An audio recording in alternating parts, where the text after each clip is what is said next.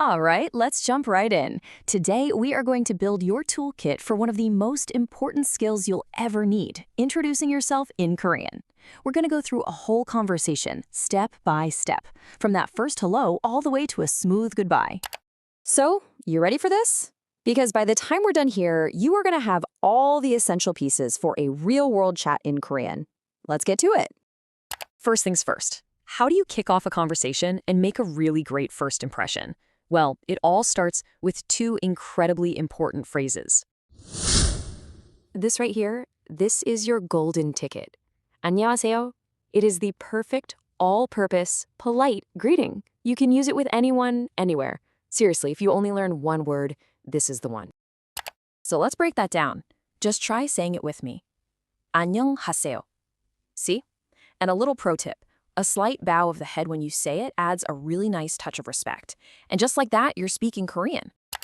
Okay, so after you've said hello, the perfect follow-up is 반갑습니다.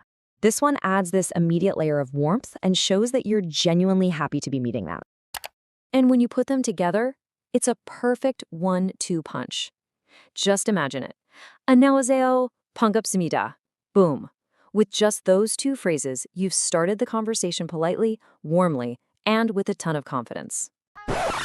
Awesome. You've opened the door.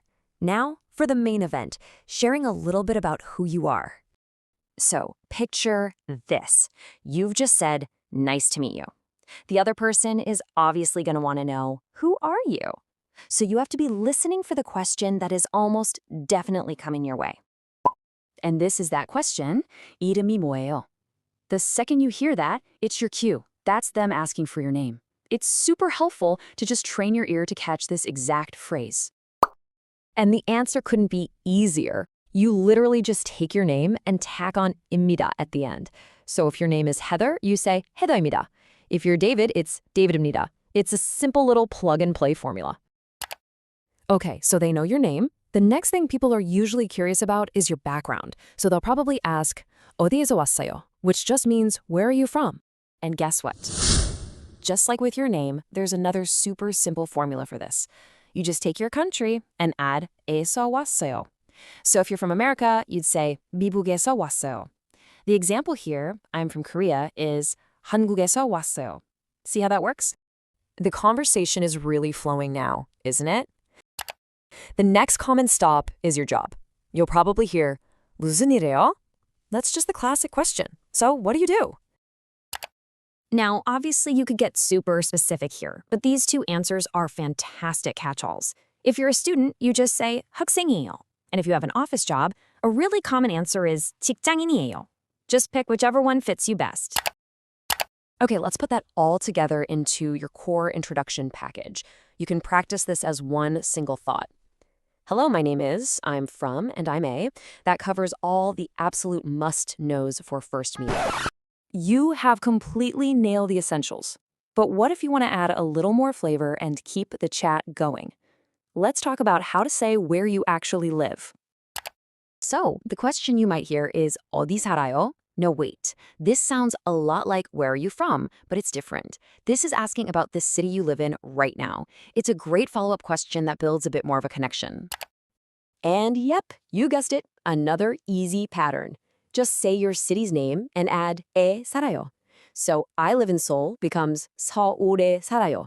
It's so easy to just pop your own city into that sentence. All right, every good conversation has to have a good ending. Knowing how to leave politely is just as critical as knowing how to start. So let's cover how to make that graceful exit. Hey, remember how we started with nice to meet you? Well, to close the loop, you just use the past tense version. 만나서 반가웠어요.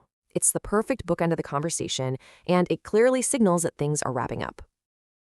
Next up, you can offer a final little pleasantry. A really polite and warm option is 좋은 하루 보내세요, which means have a good day. Or a slightly more casual but still super common choice is just 잘 가요, which means goodbye. So here it is, your 3-step plan for the perfect farewell. First, it was nice to meet you. Then, have a good day. And finally, a simple goodbye. That sequence will leave a fantastic, lasting impression. And there you have it, a complete blueprint for your very first introduction in Korean. You now know how to start, how to share who you are, and how to end things on a high note. The only question left is, what are you going to ask them?